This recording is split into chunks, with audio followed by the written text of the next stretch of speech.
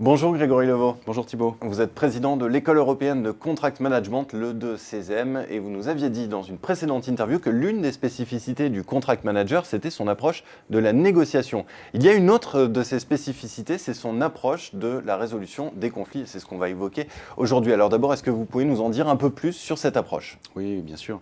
Le grand principe, c'est de s'attacher à dépolluer le contexte émotionnel. Mais je pense que pour bien comprendre, il faut commencer par rappeler ce qu'est l'approche classique. Généralement, quand un conflit survient, les deux parties auront comme premier réflexe de s'en remettre à un tiers pour trancher, un juge ou un arbitre par exemple. Et ce tiers considérera la composante juridique de leur relation, le contrat en l'occurrence, comme une priorité.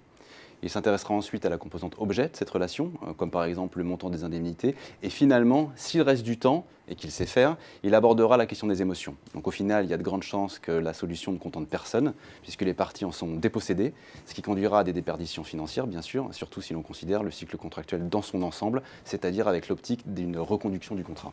Donc ça, c'est ce que le contract manager ne va pas faire. Exactement. Le contract manager va proposer de changer de paradigme. Donc il adopte une approche exactement inverse, en commençant par s'intéresser aux émotions des parties.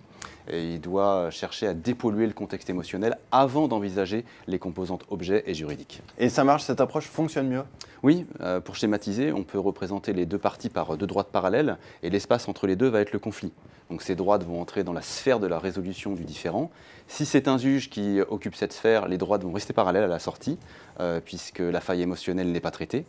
Le contract manager va au contraire faire en sorte que lorsqu'elle sort de la sphère, l'écart entre les lignes, donc le conflit, disparaisse. On peut dire que le contract manager, c'est un médiateur? Ah non, parce qu'un médiateur se doit d'être neutre vis-à-vis de la solution, impartial et indépendant. Du coup, le lien de subordination qui lie le contract manager à son employeur le prive de facto de ces trois qualités.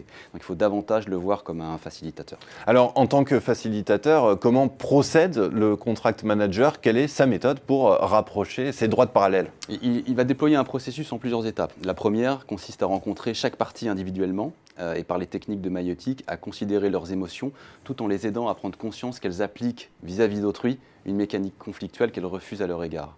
Puis en travaillant sur la requalification des composantes du conflit, le facilitateur entraîne chaque partie à fixer des règles de communication qui serviront à pacifier les échanges lors des séances suivantes qui réuniront cette fois tous les protagonistes.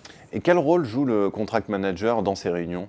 Eh bien, trois choses. Un, il s'assure que les règles de communication fixées par les parties sont respectées. À défaut, il se permet de leur rappeler. Deux, il poursuit la décontamination émotionnelle chaque fois qu'une composante du conflit surgit, un jugement, une entrave ou cette tentation d'imaginer le pire de la part de l'autre. Et finalement, il ouvre la négociation collaborative et accompagne les parties vers l'identification de leurs propres solutions, sans jamais s'autoriser à l'envisager à leur place, puisque la méthode a pour avantage de rendre aux acteurs du cycle contrat et du cycle projet leur liberté de choix, au-delà de l'aveuglement émotionnel. Donc c'est pas simple, mais avec une bonne formation et beaucoup d'entraînement, tout est possible. Eh bien, merci beaucoup Grégory Levaux pour cet éclairage sur cette approche du contract manager quand le conflit survient. Merci beaucoup. Merci à vous.